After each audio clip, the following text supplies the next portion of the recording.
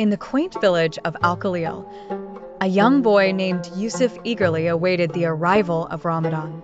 This sacred month, known for its spiritual depth, was a period of fasting, prayer, and reflection.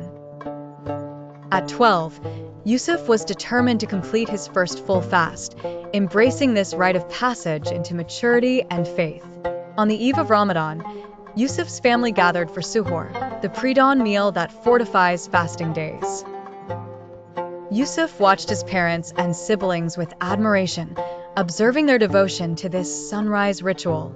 As the morning light crept into the sky, Yusuf offered far prayer alongside his family, whispering to Allah for strength.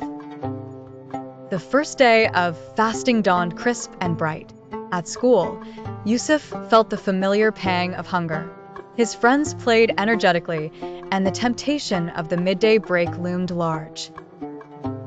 Yet, remembering the stories of the Prophet Muhammad, peace be upon him, and his own struggles, Yusuf steeled his resolve. With Allah's guidance, patience, he repeated internally, finding solace in the remembrance of Allah. The afternoons were more challenging. The sun's heat intensified, and Yusuf's energy waned. Guided by his mother's gentle wisdom, he took solace in the Quran, reading verses that spoke of patience and grace. His father later recited stories of the prophets who persevered through trials, emphasizing the joy of steadfastness. As Maghrib approached, the fragrance of iftar filled the home. Dates and water awaited, symbolic of the prophet's traditions. With a call to prayer, Yusuf broke his fast, the sweetness of each date a reward for his day's endurance. His heart swelled with a new understanding of gratitude and determination.